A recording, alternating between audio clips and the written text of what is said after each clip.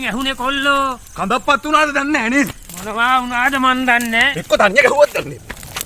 මොකද්ද බං හිටියයි ගියේ හිට සද්දේ. අනේ මන්ද බං.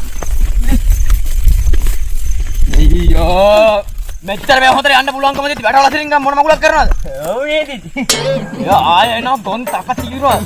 අම්මා බඩකෝ එනකෝ එන්නේ නැත්තම් මම තාම ඇතුලේ. අම්මලාත් මොකටද තොපි හදාගත්තද මන්ද?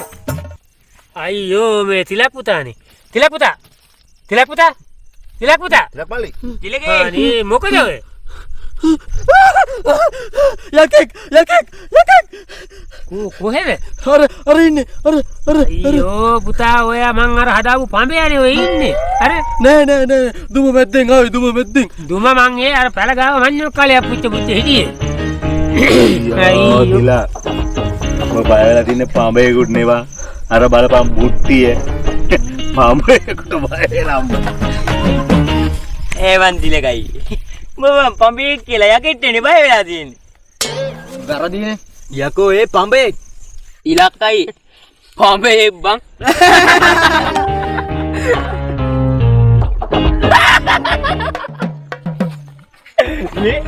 අපි හිතේ දම හැමතැනම කියමුද කතාව? ඉලක්කයිනේ පඹයා කියමුද?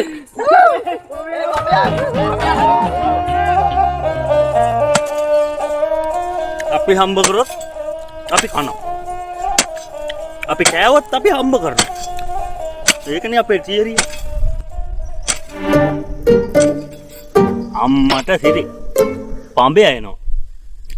ගම් හතේම කිර්ම වගේ හිටියට අම්මා පොක පඹයටත් බය වුණානේ.